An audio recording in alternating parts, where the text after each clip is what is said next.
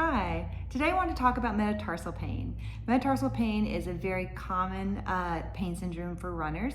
We're seeing it a lot lately as people start to ramp up their mileage for fall and late summer races. So I wanted to talk to you about if you did want to try a metatarsal pad, how to do that, and then some simple myofascial release techniques, okay? So what is a metatarsal?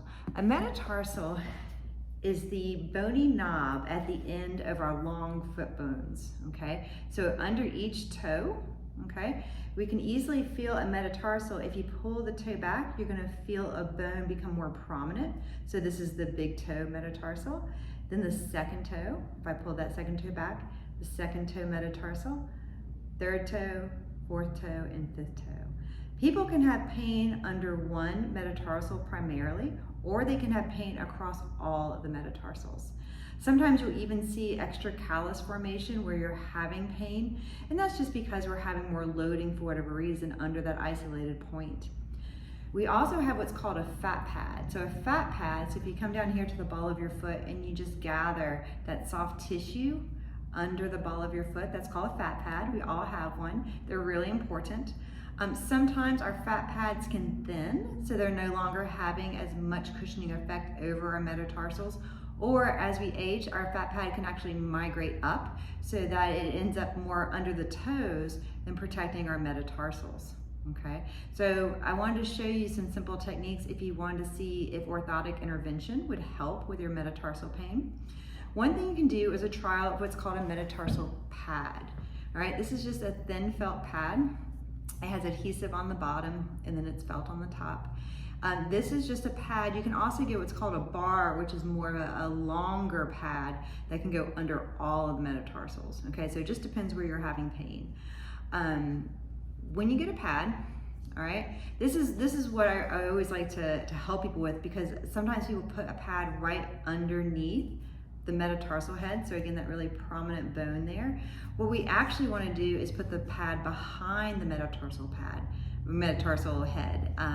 That creates a little divot so that the metatarsal head can sink, and we are able to put more pressure on the pad and protect the head of the metatarsal. So I wanted to show you how to do that, because sometimes that can be a little frustrating about where to put the pad and how to put the pad. Today, the only insole I had was with my dress shoe here. Okay, so it is black. Most insoles in your running shoes are white, so I do realize that, but I wanted to teach you a trick using a little tube of lipstick. Okay, so what you can do today, I just have a gloss. I didn't have any great lipstick today. I think wearing a mask for a year and a half has depleted my lipstick needs. But what you do is you take your lipstick, okay? So usually a darker pink or red color would be great. Today I just have gloss. So you find the metatarsal by pushing on it that's been bothering you, okay? A lot of times it tends to be the second and third, sometimes the fourth, okay? But you find that metatarsal in that little bone, all right? And right on that point, you're gonna put your lipstick, okay? So you just put a little dot there, okay? And again, if it's multiple places, you can put it multiple places, but put exactly where you're having pain, okay? And then this is the cool part, is you're gonna take your insole. Now, ideally, you would have this on the floor, but you wanna place your foot on the insole and step on it, okay?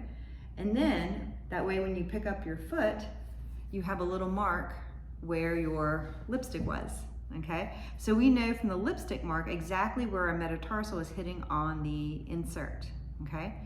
That's when you take your pad, and when you put it on there, so my lipstick mark is here, okay? I'm putting my pad right behind it. So I'm not on top of the lipstick mark, I'm just slightly behind the lipstick mark, okay? And that's where I'll put my pad, and that is where exactly it's gonna unload for my metatarsal, okay?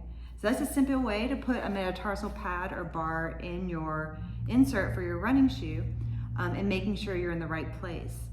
Sometimes you do have to move it around just a little bit to find the point that feels perfect to you, but this is a nice general method of doing that. So the lipstick trick, okay? All right, so everyone wants to do trigger point release using a ball, which is great. There's a couple things that you can do. The big thing to stay away from is do not mash the ball right over the heads of the metatarsals, okay? Again, this is where things are irritated. We can have irritated tendons and bursa in this area. So if you can, try to avoid pushing directly right on that sore metatarsal bone, okay? If you do roll your foot, you wanna go into the soft muscle of the bone here in the arch, okay? So putting the ball on the ground and placing some pressure on the foot. You can also flex and extend the toes in addition to getting that massage, okay? So putting the ball on the ground, putting the foot on top of the ball, and releasing that point in the arch. Again, avoid those bones, pushing pressure on those bones, okay? Anyway, I hope this helps today. Give me a call or an email if you have any questions about metatarsal pain. One thing I do like to tell people is if you feel some relief using a metatarsal pad or a metatarsal bar, it's fine to keep with the felt pads. They tend to crush out pretty easily. So it's just more of a litmus test if this is something that is good for your foot. If you do like it, you can actually, sometimes they sell inserts that actually have these integrated into them. They're called metatarsal bars or metatarsal pads. Or you can have a podorthist make you an insert with the pad in it. So I think ultimately that's the best way to go. For more permanent relief of your metatarsals, if the pad does work. And most local shoe stores do have inserts that do have those in there. So just ask your local shoe salesman about that. Anyway, have a great weekend and talk soon. Bye.